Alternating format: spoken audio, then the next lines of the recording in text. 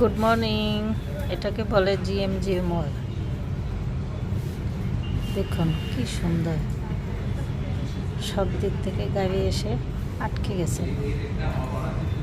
সকাল সকাল সবাই কি সুন্দর করে আটকে বসে আছে। এখন আমার অফিসের জানালা থেকে এই মঠটা দেখা যায়। এখন আশেপাশে কি বিল্ডিং আছে, আটকিত বিল্ডিং, বিশাল প্যাসিফিক মোটরস, টয়োটা, সবাই লক হয়ে বসে আছে।